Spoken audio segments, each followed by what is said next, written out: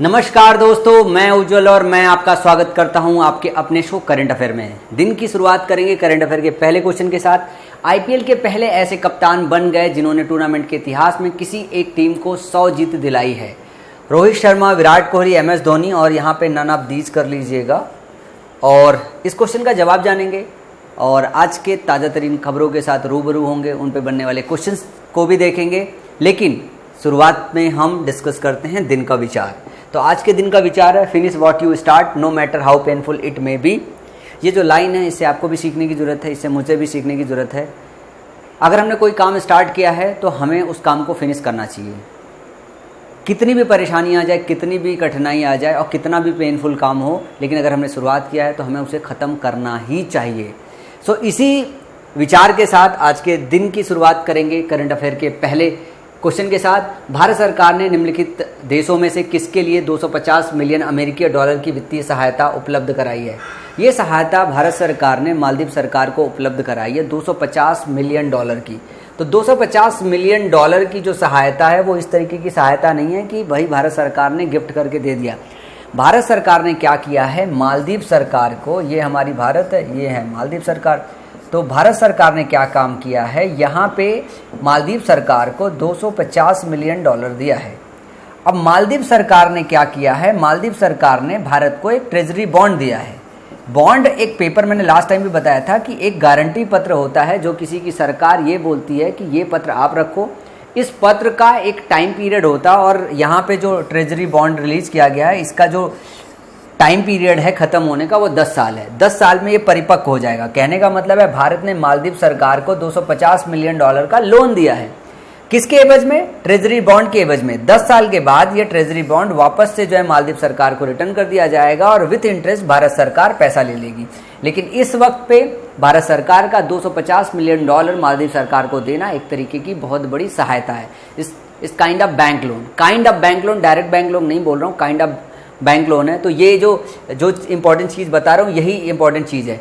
मालदीव सरकार के विषय में थोड़ा बहुत और जानेंगे। मालदीव सरकार जो है ये आपको पता है कोविड-19 की वजह से लगभग सारे देश इम्पैक्टेड है। मालदीव सरकार जो है और मालदीव जो देश है, मालदीव देश में सबसे ज़्यादा जो उद्योग है जो चलता है वो उसका पर्यटन उद्योग है। तो कोविड-19 में लोगों का घर से निकलना बंद हो गया।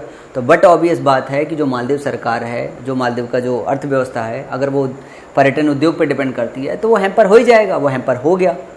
तो उस उद्योग को बढ़ावा देने के लिए और मालदीव सरकार को समर्थन देने के लिए भारत सरकार ने ये पहल ली है। तो अगर ये पूछा जाए कि आपसे मालदीव सरकार में और मालदीव में सबसे ज़्यादा जो फेमस उद्योग है वो क्या है, तो यहाँ पर्यटन उद्योग सबसे ज़्यादा चरम सीमा पे है, सबसे ज़्यादा फेमस है यहाँ पे। इसका ये मुख्य आधार है वहाँ की अर्थव्यवस्था का। और एक चीज़ और भारत सरकार ने की थी, कोविड-19 जब स्टार्ट हुआ था तो मई महीने में भारत सरकार ने 580 टन खाद्य पदार्थ समेत मालदीव को और ज़रूरी जितनी भी चीज़ें थी वो भी पहुंचाई थी सहायता के रूप में। तो भारत सरकार का मालदीव सरकार के साथ एक बड़ा अच्छा रिलेशन है, मतलब भारत और मालदीव के बीच में एक घनिष्ठ संबंध है। और होता क्या है कि जो कोई बड़ा देश होता है और छोटा देश होता है, अमीर देश होता है, थोड़ा गरीब देश होता है, तो अमीर देश से पैसे का फ्लो गरीब देश की तरफ जाता है, ताकि ये लोग एहसान लाते रहते हैं कि कल को कभी कोई इश्यूज़ आए तो हम दोनों साथ में काम कर पाएँ। ये मैं बहुत इन डेप्थ टेक्निकलिटी को बता रहा हूँ, लेकिन आप सिंपल शब्दों में ऐसे समझिए कि मालदीव सरकार और भारत सरकार के बीच में बहुत सही रिलेशन है। दोनों देश के बीच में जो मित्रता है वो ज़रूरत से ज़्यादा है। मालदीव सरकार के विषय में और डिटेल जानेंगे, लेकिन पहले ये क्वेश्चन भी देखेंगे। भारत और किस राष्ट्र के बीच पहली प्रत्यक्ष कार्गो फेरी शुरू की गई है? ये मालदीव सरकार के साथ ये भी शुरू की गई है। कार्गो फेरी बेसिकली है क्या? कार्गो फेरी में आप ऐसे समझिए, फेरी का मतलब यात्रा होता है। तो कार्गो फेरी का मतलब ये हो गया कि जो यहाँ से भारत सरकार का और मालदीव के बीच में जो है, जो हमारे व्यापारिक पोत जाते हैं, व्यापारिक पोत अभी इन जनरल कभी कभी जाते हैं, लेकिन अब कार्गो फेरी के जरिए क्या होगा कि जो व्यापारिक पोत है मालदीव सरकार से भारत और भारत से मालदीव सरकार जो है, ये 2 बार जो है चक्कर काटेगा। क्या करेगा? 2 बार चक्कर काटेगा। 2 बार चक्कर काटने से फायदा क्या होने वाला है? जो व्यापार है वो और मजबूत होगा दोनों देशों के बीच में। और इस यहाँ पे जैसे ये देख रहे हैं ना, ये सामान जो है व्यापारिक पोत है, ये सामान ले जा रही है, ले आ रही है। यहाँ पे युद्ध पोत मत समझिएगा, ये है व्यापारिक पोत।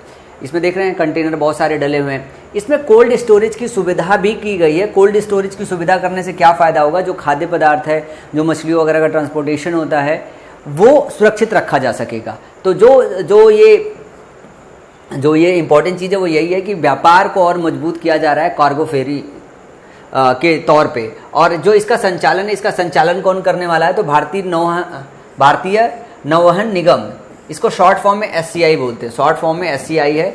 ये इसका जो है क्या करने वाली है, ये इसका संचालन करने वाली है। तो ये छोटा सा जो है डेटा है, इससे क्या होगा कि दोनों देशों की बीच में जो है व्यापारिक जो चीज़ें हैं वो और घनिष्ठ होगी, इनकी मित्रता और बेहतर होगी और व्यापार इनके बीच में मजबूत हो जाएगा। तो मालदीव सरकार के विषय में डिस्कस कर रहे थे, मालदीव देश के विषय में कुछ देख लेते हैं। यहाँ की जो कैपिटल है वो माले है, प्रेसिडेंट यहाँ के इब्राहिम मोहम्मद सोली हैं। और अगर करेंसी की बात करें तो इंडिया का रुपया चलता है वहाँ का रुपया चलता है, तो मालदीवियन रुपया वहाँ का चलता है। तो ये रहा मालदीव के विषय में थोड़ा सा इन्फॉर्मेशन। और अगर हम बात करें 2021-22 विपणन वर्ष में चने के न्यूनतम समर्थन मूल्य में कितने रुपए की बढ़ोतरी की गई है? 225, 75, 50, 112। एक्चुअली ये 225 नहीं 255 रुपए की बढ़ोतरी की है। ऑप्शन थोड़ा सा सही कर लीजिएगा। 255 रुपए की बढ़ोतरी की गई है 2021 और 22 में। और पहले तो आप MSP का कंसेप्ट समझिए। MSP है क्या? MSP है न्यूनतम समर्थन मूल्य। कहने का मतलब है कि अगर मैं एक किसान हूँ, मैंने 1 कुंटल जो है गेहूँ पैदा किया, तो 1 कुंटल गेहूं मैं जा रहा हूं बेचने। अब मैं मार्केट में गया बेचने के लिए और मैं चाहता हूं कि मुझे 400-500 रुपए मिले, लेकिन मार्केट में हमें प्राइस नहीं मिल रहा है और मार्केट की बहुत हालत ख़राब है। तो सरकार ने क्या किया है? सरकार ने ये बोला है कि अगर मार्केट में आपका प्रोडक्ट नहीं बिकता है तो आप सरकार के पास लेके आओ। सरकार आपको इस बात की गारंटी देती है, एक प्राइस डिफाइन कर देती है कि जो न्यूनतम समर्थन मूल्य है कम से कम में सरकार आपको इतना तो जरूर देगी। तो सरकार ने क्या किया? 100 रुपये मान लो तय कर दिया। 1 कुंटल गेहूं की जो कीमत है 100 रुपये, वैसे होगी नहीं, मैं 1000 ले लेता हूँ। ये बहुत छोटा था तब चलती थी, इस वक्त तो 1900-2000 के आसपास होगी और ज़्यादा भी होगी, लेकिन 1000 रुपये मान लेते हैं कि 1000 रुपये है। तो सरकार ने क्या किया? सरकार ने गारंटी ले लिया कि 1000 रुपये जो है ये हम आपको देंगे।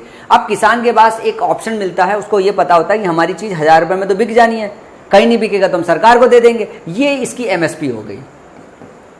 और ये जो किसान है, किसान अब क्या काम करेगा? सरकार के पास देने के बजाय उसके पास ऑप्शन होगा वो मार्केट में इससे अधिक कीमत पे बेच सके। तो किसानों को जो है ये एक तरीके से सरकार का भेंट था और एक बहुत अहम पहल थी। तो MSP जो है न्यूनतम समर्पित मूल्य जो है ये किसानों के लिए बहुत ज़रूरी रहता है। तो थोड़ा सा डिटेल जानेंगे कि ये जो है, एक तो आप ऐसे समझिए ये प्राइजेज चेंज किए गए हैं। प्राइजेज 2 बार रिवाइज होते हैं, एक तो रबी की फसल के लिए, एक तो खरीफ की फसल के लिए। और आपको पता होना चाहिए रबी की फसल कब स्टार्ट होता है, खरीफ की फसल कब स्टार्ट होता है। जियोग्राफी में ये पूरा डिटेल आपको पढ़ाया जाता है। रबी की फसल स्टार्ट होता है आपका जो ठंडियों का सीज़न है, ठंडियों से लेकर जो गेहूं का आपका सीज़न होता है, जो चने का सीज़न होता है, वहाँ से स्टार्ट करके जब इसकी कटाई होती है जून तक। और खरीफ होती है जब आपकी बारिश वाले सीज़न से स्टार्ट होकर ठंडियों तक चलती है, जो अभी चल रही है। तो ये जो बात हो रही है, जो प्राइस जो चेंज किया गया है वो रबी की फसल के लिए चेंज किया गया है। जो गेहूं की बात करें तो 1975 रुपये इस वक्त अभी तक था, ये बदल के जो है इसमें 50 रुपये का एड ऑन किया गया है। 1975 प्लस 50 कर दिया गया है, जो को 1600 में 75 रुपये और जोड़ा गया है। सरसों की प्राइस बात करें 4650 रुपये थी, अब 225 रुपये इसमें और जोड़ दिया गया है। और ध्यान रखिए कि सरसों में 225 रुपये का बढ़ोतरी किया गया है। चने में 5100 रुपये था, अब इसका 255 रुपये और मूल्य बढ़ा दिया गया है। कुसुम की बात करें तो 5327 था, अब इसमें 112 रुपये ऐड किया गया है। और मसूर की बात करें तो 5100 रुपये था और 5100 रुपये से 300 रुपये और बढ़ा दिया गया, मतलब अब ये 5400 रुपये हो गया। तो ये कुछ डेटा है जो आपको याद रखना चाहिए। और एग्जाम में अगर अभी यहाँ पे मैंने जो MCQ बनाया है वो बना दिया है आपके चना पे, तो कोई सरसों का भी बना सकता है, कोई जौ का बना सकता है, कोई गेहूँ का बना सकता है। तो ये चीज़ है। अब MSP यानी न्यूनतम समर्थन मूल्य जो है यह कीमत होती है, पहले तो जो मैं आपको एक्सप्लेन कर चुका हूँ। और इसके विषय में एक बात ये समझो कि MSP सरकार द्वारा कब लागू की गई थी। ये एक मूल्य कृषि लागत एवं मूल्य आयोग, ये एक आयोग था। इसने क्या किया, इसने रिकमेंड किया था कि भाई किसानों के लिए एक MSP होनी चाहिए। अगर किसानों की जो है दशा आपको सुधारनी है तो ये आप नाम याद रख सकते हो कि कृषि, नाम फिर से याद रखिए, कृषि लागत एवं मूल्य आयोग। ये उस आयोग का नाम है जिसने क्या है रिकमेंडेशन दिया था कि नहीं भाई ये जो चीज़ें होनी चाहिए थी। और रबी और खरीफ जो है ये दोनों समय पे जो है रिवाइज होती है बार बार, कि ये देखा जाता है कि टाइम टू टाइम जो है MSP सही है कि नहीं सही है। तो हर बार तो यहाँ पे 2021 और 22 के लिए जो है जो रिवीजन है वो रबी की फसल के लिए है। और रबी की फसल के लिए जो रिवीजन है वो कुछ डेटा इस तरीके से है। इसके बाद हम थोड़ा और आगे चलेंगे। भारतीय नौसेना और किस देश के नौसेना के बीच पूर्वी हिंद महासागरीय रीजन में नौ सैनिक अभ्यास हुआ है? एक्चुअली जो एक्सरसाइज होना है वो पैसेज एक्सरसाइज है। पैसेज एक्सरसाइज होता क्या कि भारत अपने मित्र देशों के साथ सैन्य अभ्यास करती है। तो इस बार जो है ये ऑस्ट्रेलिया के साथ कर रही है और ये हिंद महासागर के क्षेत्र में कर रही है। ये हिंद महासागर आपको पता है, भारत ये है, ऑस्ट्रेलिया इधर पे, तो इस वाले रीजन में ये सैन्य अभ्यास कर रही है। अब इसमें युद्धपोत यहाँ पे काम कर रहे हैं। दो तरीके के युद्धपोत जो है, एक तो ऑस्ट्रेलिया के होंगे और दो भारत के हैं। भारत की तरफ से जो पोत हैं वो है सह्याद्री और कमुर्क और HMAS होबार्ट। ये ऑस्ट्रेलिया का जो है युद्धपोत है। ये दोनों पे जो है सैन्य अभ्यास होना है। अब जब ये सैन्य अभ्यास होता है तो इससे क्या होता है कि अंतर क्षमता को चेक किया जाता है कि दोनों लोगों का इंटरनल जो है कैपेसिटी कितनी है, तालमेल में कितना सुधार है, दोनों मैत्री देश हैं तो, और एक दूसरे को सर्वत्र कैसे बना सकते हैं। तो ये सब जब सैन्य अभ्यास होता है तो उन सारी चीज़ों में देखा जाता है। और ये जो पैसेज एक्सरसाइज है, भारत सभी मैत्री देशों के साथ ये काम करती है। आज ऑस्ट्रेलिया के साथ कर रही है, फिर कभी जरूरत पड़ती है तो दूसरे मैत्री देशों के साथ करती है। तो इस बार जो है ये कर रही है, जो है वो ऑस्ट्रेलियन नेवी के साथ कर रही है। इसके बाद अगर ऑस्ट्रेलिया की बात करें तो एक बार ऑलरेडी बात कर चुके हैं। ऑस्ट्रेलिया की राजधानी कैनबरा होती है। प्राइम मिनिस्टर स्कॉट मॉरिस है। गवर्नर जनरल जो हैं यहाँ के डेविड हार्ले हैं। करेंसी बात करें तो यहाँ डॉलर चलती है, ऑस्ट्रेलियन डॉलर चलती है। लार्जेस्ट सिटी यहाँ की सिडनी है। इसके बाद अगला क्वेश्चन है, भारतीय नौसेना के इतिहास में पहली बार 2 महिला अधिकारियों को हेलीकॉप्टर की धारा में पर्यवेक्षकों के रूप में शामिल होने के लिए चुना गया है। ये दोनों अधिकारी कौन है? आपको 2 महिलाओं के नाम बताना है। पहले तो इन खूबसूरत महिलाओं के फेस देखेंगे। ये देखो, ये दोनों महिलाओं के फेस हैं, ठीक है। अब इनका नाम जानना बहुत जरूरी है। लेफ्टिनेंट कुमुदनी नाम है, कुमुदनी त्यागी एक हमारी लेफ्टिनेंट का नाम है। दूसरे का नाम है रीति सिंह, लेफ्टिनेंट सब लेफ्टिनेंट रीति सिंह। एक लेफ्टिनेंट मतलब दोनों सब लेफ्टिनेंट है, सब लेफ्टिनेंट कुमुदनी त्यागी और सब लेफ्टिनेंट रीति सिंह। अब बेसिकली ये क्या काम करने वाली है? पर्यवेक्षक के तौर पे काम करने वाली है। आपको ये पता है कि एक जगह होता है जहाँ से आपकी जो एयरक्राफ्ट होती है उड़ान भरती है। क्या होती है? एयरक्राफ्ट उड़ान भरती है ना, तो एक वॉरशिप होती है जहाँ से आपका एयरक्राफ्ट जो है उड़ान भरती है। तो ये वहाँ पे पर्यवेक्षक का काम करेगी, जो निरीक्षण का काम होता है, जो सारी चीज़ें ऑर्गेनाइज करती है। तो ये उस पूरे के पूरे जो है वारक्राफ्ट को जो है निरीक्षण करेंगी और वहाँ से जो उड़ने वाली जो एयरक्राफ्ट है हमारी, उन सबको प्रॉपर तरीके से मॉनिटर करेंगी। मतलब ब्रीफ में अगर बात करें और संक्षिप्त में बात करें, आम शब्दों में बात करें, तो ये दोनों जो महिलाएं हैं, जो बड़ी बहादुर सी महिलाएं हैं और साथ में सुंदर सी भी महिलाएं हैं, इनका नाम आपको याद रहना चाहिए, याद तो भूलना नहीं चाहिए। वैसे भी आपको पता है, अगर लड़के लोग हो तो सुंदर लड़कियों का चेहरा वैसे नहीं भूलते हो। तो कम से कम यही सोच के कि बड़ी सुंदर सुंदर खूबसूरत सी महिलाएं हैं और सब लेफ्टिनेंट बनी हुई हैं, कुमुदनी त्यागी एंड रीति सिंह, ये अब क्या काम करने वाली है? पूरा का पूरा जो है ये आपका वॉरशिप संभालने वाली है, इसका पर्यवेक्षण करने वाली है और यहाँ से एयरक्राफ्ट जो है उड़ाने भरती हैं। तो ये जो चीज़ है फन पार्ट में थोड़ा सा याद रख लीजिएगा। हाल ही में डैश को उसके सभी उत्पादों के लिए bureau of Indian standard BIS प्रमाणन प्रदान किया गया है। तो यहाँ पे HOCL को ये जो है प्रमाणन प्रदान किया गया है। थोड़ा सा जानेंगे कि HOCL को ये क्यों दिया गया है। तो रसायन एवं उर्वरक मंत्रालय के अंतर्गत आने वाले सार्वजनिक उपक्रम Hindustan organic chemicals limited HOCL को उसके सभी उत्पादों के लिए bureau of Indian standard BIS प्रमाणन प्रदान किया गया। एक तरीके से प्रमाण है कि हाँ, जो प्रोडक्ट है इनके उच्च गुणवत्ता वाले हैं। तो HOCL अपनी स्थापना के बाद से रसायन के निर्माण में बहुत अग्रणी रहा है। यह रसायन उद्योग की शीर्ष इकाई है। किसकी शीर्ष इकाई है? रसायन उद्योग की शीर्ष इकाई है, जिसकी जो है केरल के कोच्चि में विनिर्माण की इकाई है। कहाँ पे है? केरल है। केरल आपको पता है, इधर वाली यूनिट में है केरल, और इसके कोच्चि में है। कोच्चि में इसकी विनिर्माण इकाई है। तो Hindustan organic chemicals limited HOCL के सभी उत्पादों को व्यापक रूप से स्वीकार किया जा रहा है, विशेष रूप से फार्मास्यूटिकल इंडस्ट्री में। तो अगर हम बात करें केमिकल्स को लेके, जो HOCL है वो बहुत अग्रणी रही है। तो ये शीर्ष इकाई मानी जाती है हमारे भारत की रसायन उद्योग में। अगर बात करें तो इसको एक प्रमाणन दिया गया, 20 प्रमाणन। ये जिसको भी मिलता है उसका ये मतलब है कि ये जो प्रोडक्ट बनाते हैं उच्च गुणवत्ता के प्रोडक्ट बनाते हैं।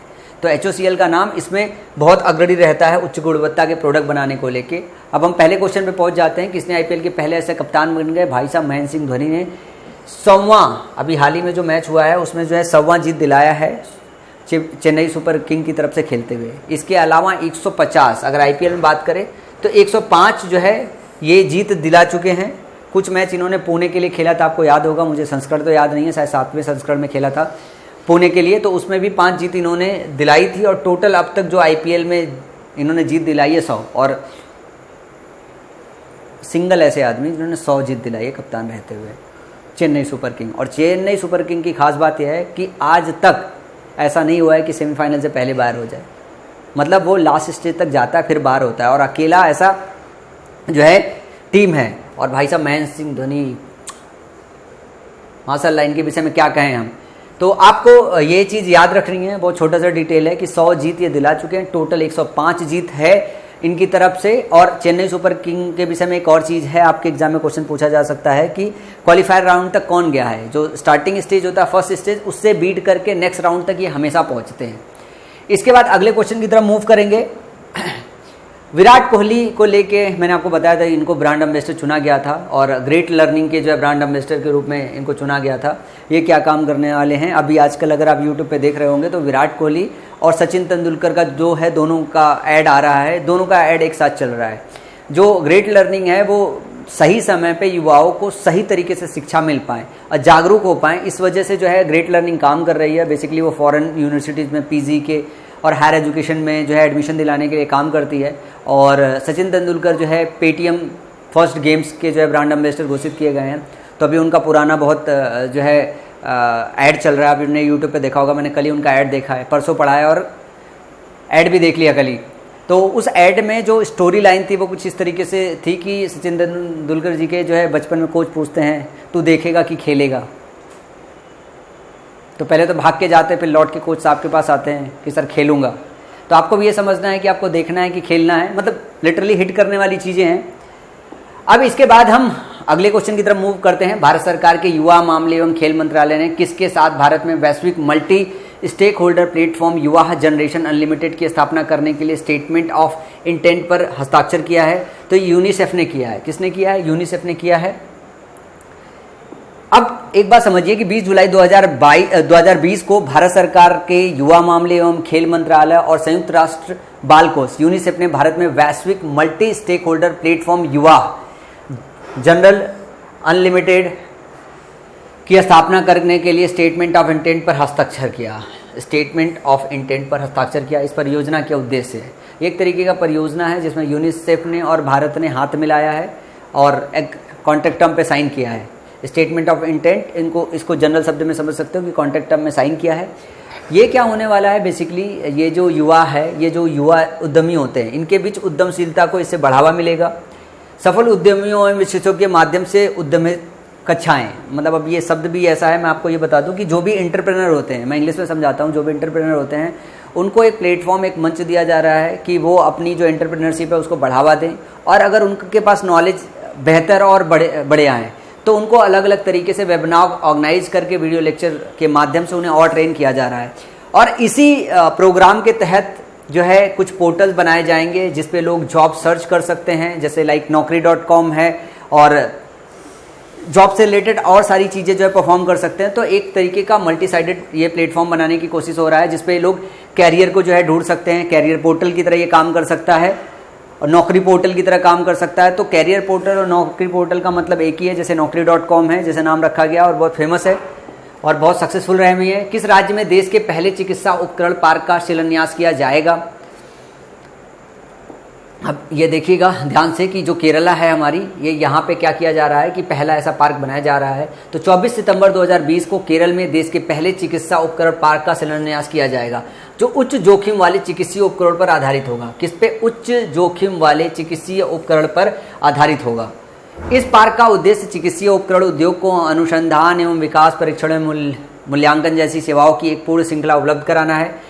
भारत सरकार के विज्ञान एवं प्रौद्योगिकी विभाग के श्री चित्र तिरुनाल चिकित्सा विज्ञान एवं प्रौद्योगिकी संस्थान और केरल सरकार की औद्योगिकी एवं निवेश संवर्धन एजेंसी केरल राज्य औद्योगिक विकास निगम लिमिटेड KSIDC की संयुक्त पहल के आधार पर चिकित्सीय उपकरण पार्क को केरल के तिरुवनंतपुरम जिले के थोनक्कल स्थित लाइफ साइंस पार्क में स्थापित किया जाएगा।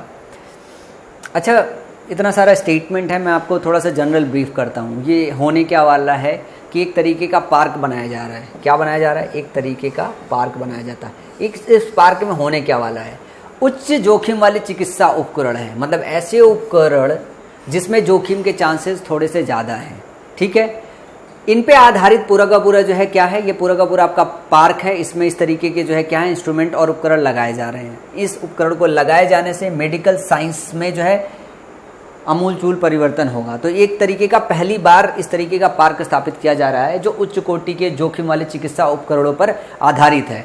अब ये पार्क कहाँ पे बनाया जा रहा है, आपके एग्जाम में ये पूछा जा सकता है। तो केरल में बनाया गया है। केरल में और ज़्यादा इन डेप्थ होगा तो पूछा जाएगा तो कौन से जिले में बनाया जा रहा है, तो तिरुवनंतपुरम में बनाया जा रहा है। और अगर जिले के आगे बढ़ के अगर स्पेसिफिक जगह पूछा जाने लगे तो थोनक्कल स्थित इंस्टीट्यूट का नाम पूछा जाने लगे तो लाइफ साइंस पार्क में बनाया जा रहा है। कौन सा पार्क है, लाइफ साइंस पार्क।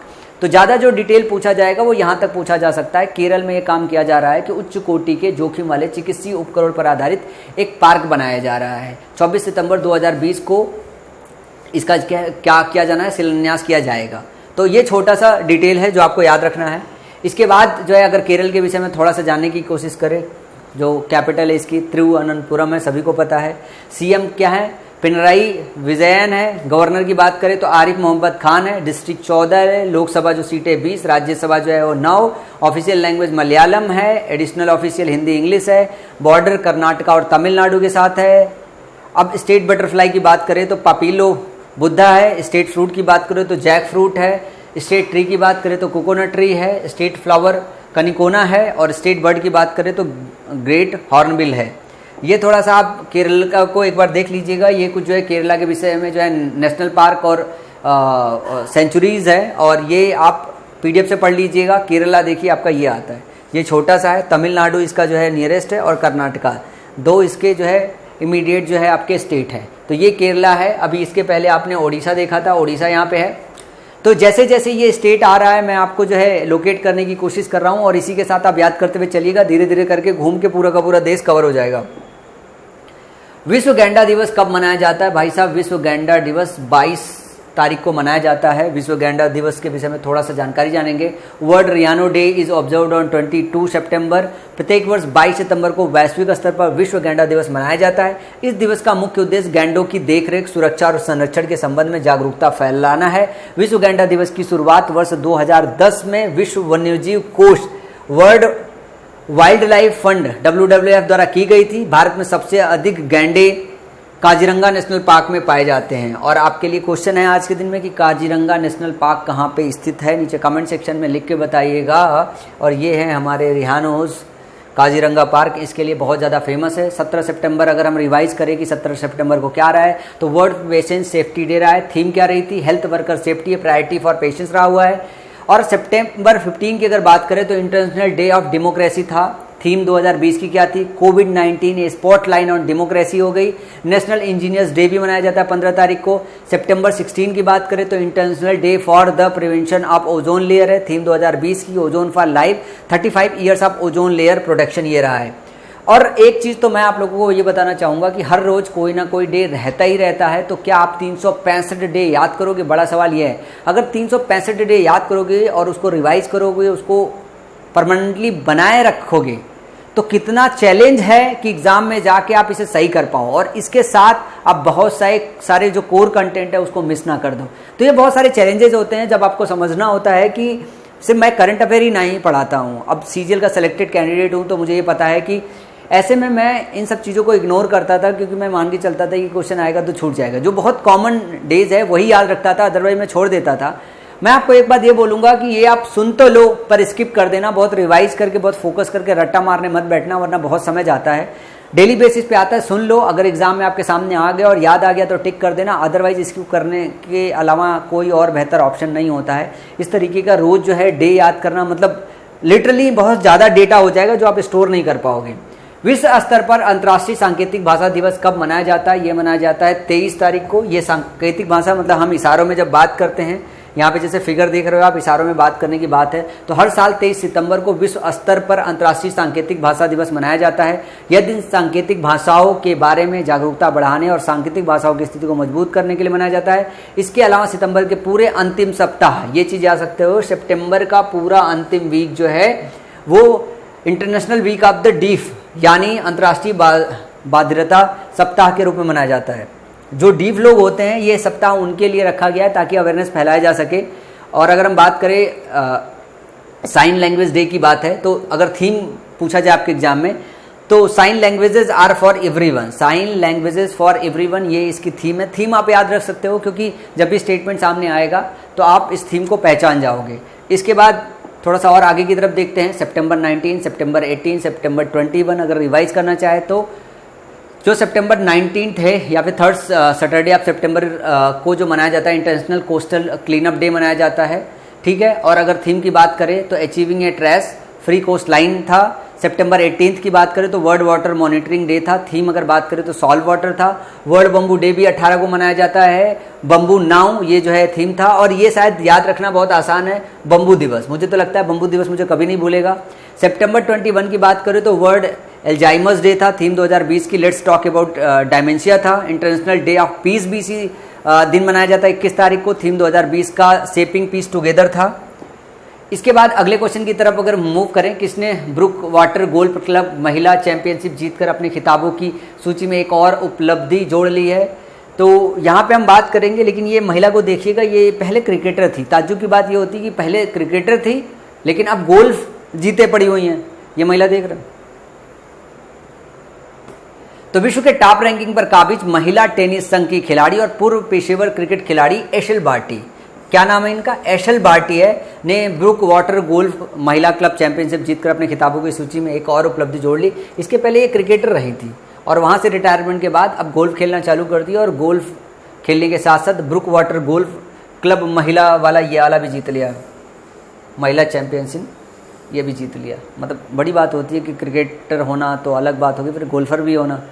तो नाम इनका याद रखिएगा, एशले बार्टी है। मार्गरेट एडवुड का नाम आया था अभी लास्ट जो है डेज में 2020 डाइटन literacy peace prize lifetime achievement award से नवाजी गई थी। सिमोना हैलेप आया था लास्ट वाली करंट अफेयर के डे पे, winner first Italian open title इन्होंने जीता हुआ है। सो उम्मीद करता हूं आज का जो करंट अफेयर है आपको पसंद आया हो। अगर पसंद आया हो तो लाइक का बटन हिट करते हुए जाइएगा। Thanks for watching this video guys.